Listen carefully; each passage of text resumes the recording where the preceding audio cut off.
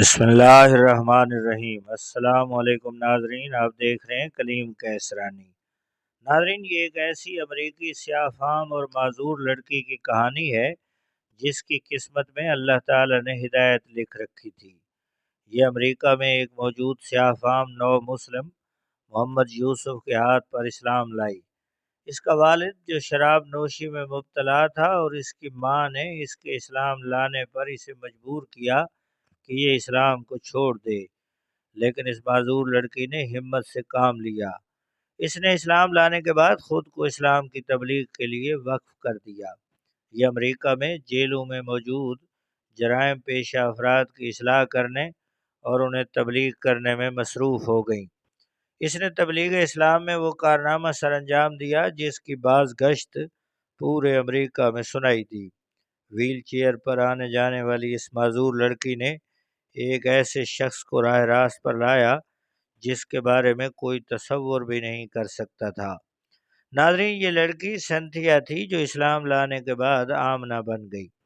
اس نے جو کارنامہ سر انجام دیا اس کی رودات خود اس کی زبانی سنیے۔ وہ لکھتی ہیں کہ ان قیدیوں میں سے ایک حبشی قیدی اربنٹو بھی تھا۔ اس نے میری باتوں سے خاصا اثر قبول کیا اور ایک دن کہنے لگا، تم بڑی باہمت لڑکی ہو، اگر تم واقعی یہ چاہتی ہو کہ برائی کا خاتمہ ہو جائے تو برنارڈو کا خاتمہ کر دو۔ برنارڈو کون ہے؟ میں نے پوچھا۔ برنارڈو اس شہر میں ایک بڑی مافیا فیملی کا سربراہ ہے۔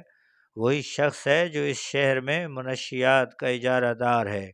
اگر وہ نہ ہو تو لوگوں کو منشیات ملیں اور نہ وہ ان کی عادی ہوں۔ وہ بڑا خطرناک آدمی ہے۔ آج میں جس حالت کو پہنچا ہوں اس کا ذمہ دار بھی برنارڈو ہے۔ میں برنارڈو سے کیسے مل سکتی ہوں؟ اس نے میرے کان میں مجھے برنارڈو کا پتہ بتا دیا۔ جب میں جانے لگی تو اربنڈو کا لہجہ یکسر بدل گیا تھا۔ وہ ندامت کے ساتھ کہنے لگا، مجھ سے غلطی ہوئی ہے کہ میں نے تم سے برنارڈو کا ذکر کیا۔ تم اس سارے واقعے کو بھول جاؤ۔ تم اندازہ نہیں کر سکتی ہو کہ برنارڈو کتنا خطرناک آدمی ہے، مگر میں اس سے ملنے کا فیصلہ کر چکی ہوں۔ میں نے عزم سے کہا۔ تم اس سے مل کر کیا کرو گی؟ اس نے پوچھا۔ اس کو سیدھا راستہ دکھانے کی کوشش کروں گی۔ وہ ہنسنے لگا اور اس کے کہہ کے دور تک میرا پیچھا کرتے رہے۔ صبح کا وقت تھا جب میں وقت طے کیے بغیر برنارڈو کے عالیشان گھر کے اندر داخل ہوئی۔ اس گھر کو دیکھ کر کوئی بھی شخص اندازہ نہ کر سکتا تھا کہ اس گھر میں رہنے والا شخص بہت بڑا مجرم ہے۔ تم یہاں کیا کر رہی ہو؟ ایک ملازم نے مجھے روک کر پوچھا۔ وہ میرے لباس اور میری ویل چیئر کو غور سے دیکھ رہا تھا۔ مجھے مسٹر برنارڈو سے ملنا ہے، میں نے کہا۔ تمہیں؟ اس نے کہکا لگا کر کہا۔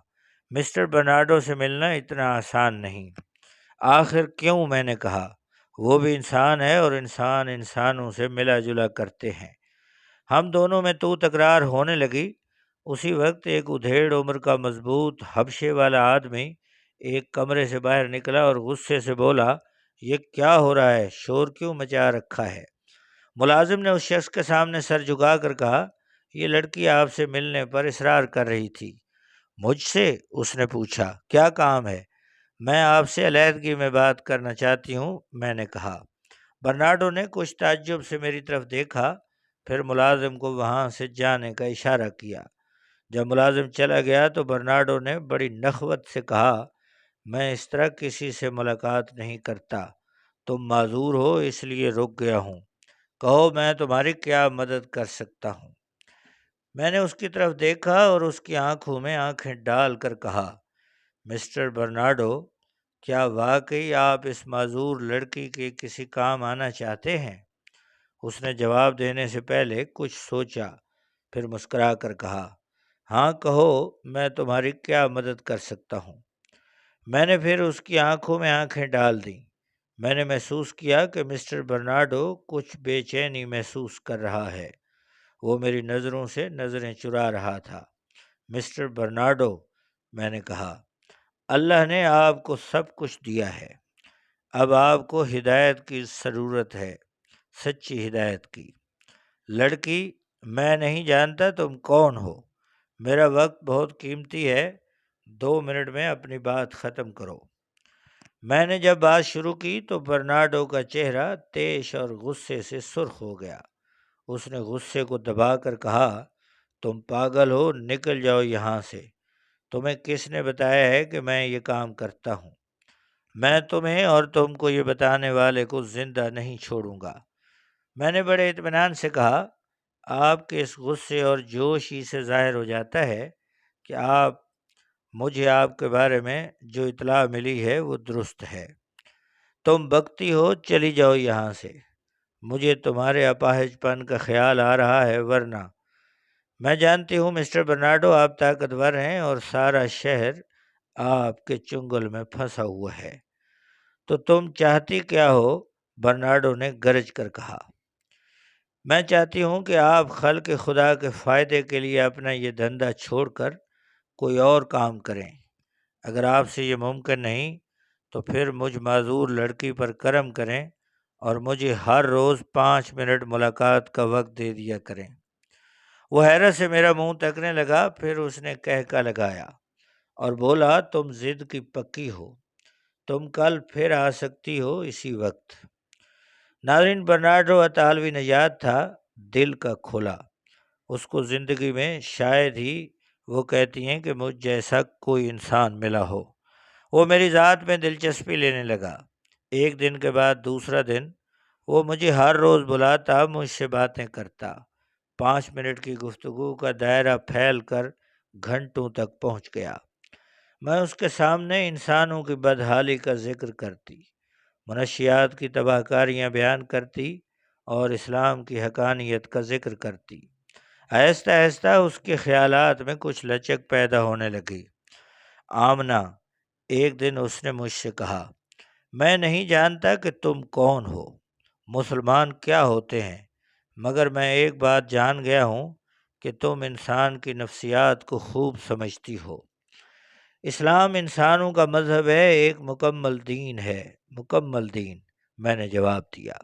اس لیے اسلام مسلمانوں کو انسانی نفسیات پر گہری نظر رکھنے کی تلقین کرتا ہے۔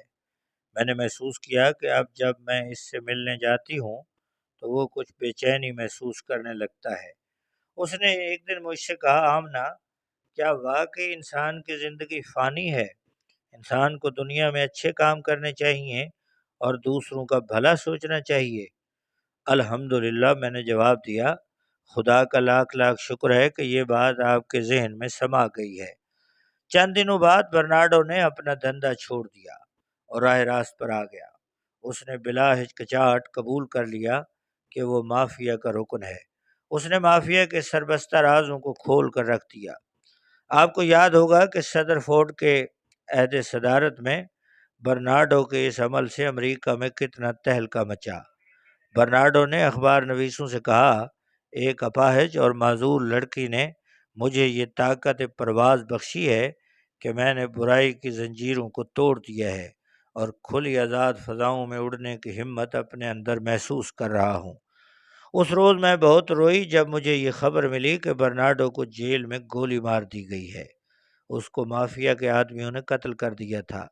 اس کا زندہ رہنا ان کے لیے خطرناک ثابت ہو سکتا تھا۔ وہ ایک ایسا انسان تھا جو راستے کی راہ پر چل نکلا تھا۔ وہ زندہ رہتا تو بڑا مصلح ثابت ہو سکتا تھا۔ برنارڈو کے تائب ہونے کی وجہ سے مجھے پریس نے بڑی شہرت دی۔ میری تصویریں شائع ہونے لگیں۔ اخباروں اور رسالوں میں میرے انٹرویو شائع ہوئے۔ ٹی وی اور ریڈیو پر مجھے بلایا گیا اور میری خدمات کو بے حد سراہا گیا۔ عالمی ہیوی ویٹ چیمپئن محمد علی مجھ سے ملنے آئے۔ انہوں نے میری بڑی تعریف کی۔ صدر فورڈ نے بھی مجھے وائٹ ہاؤس میں بلایا اور میری تعریف کی۔ اس شہرت اور عزت کے باوجود مجھ میں تکبر پیدا نہیں ہوا، کیونکہ اللہ تعالیٰ کو تکبر پسند نہیں ہے۔ اسلام نے میری زندگی میں جو انقلاب پیدا کیا، میں ساری دنیا میں پھیلا دینا چاہتی ہوں، اور اگر یہ میرے بس میں نہیں تو میرے دل میں یہ خواہش ضرور ہے کہ اسلام کی برکات اور فیوز سے امریکہ کے سیاہ فام ضرور فیض یاب ہوں۔ میرے والد شراب سے توبہ کر چکے ہیں اور نشہ چھوڑ چکے ہیں۔ میری والدہ میری عزت کرتی ہیں، اگرچہ انہوں نے اپنا مذہب نہیں چھوڑا، مگر ان کی زندگی میں بڑی تبدیلی رونما ہو چکی ہے۔ پچھلے چند برسوں میں میری کوششوں کی وجہ سے 350 افراد نے منشیات سے توبہ کی اور 21 مرد اور عورتوں نے اسلام قبول کیا ہے۔ میں ایک اپاہج عورت ہوں، مگر میں اپنے آپ کو اپاہج نہیں سمجھتی، کیونکہ میرا ایمان ہے کہ جو شخص مسلمان ہو جائے وہ کبھی اپاہج نہیں ہو سکتا، خدا کا سہارا بن جاتا ہے۔ میری زندگی اسلام کے لیے وقف ہو چکی، میں اسلام ہی کے لیے کام کروں گی اور اسلام کی روح انسانوں میں پھونک دینا چاہتی ہوں۔ جب بھی کوئی انسان برائی کا راستہ ترک کرتا ہے تو میں سمجھتی ہوں کہ اسلام کی فتح ہوئی۔ تو یہ ہے میری کہانی سنتھیا سے آمنہ بننے کی۔ ناظرین، یہ تھی آج کی ویڈیو۔ اس قسم کی تاریخی اسلامی ویڈیوز کے لیے آپ سے گزارش ہے کہ جو دوست ہمارے چینل پر نئے ہیں وہ ہمارے چینل کو سبسکرائب کریں، بیل آئیکن کو پریس کریں۔ بہت شکریہ، اللہ حافظ۔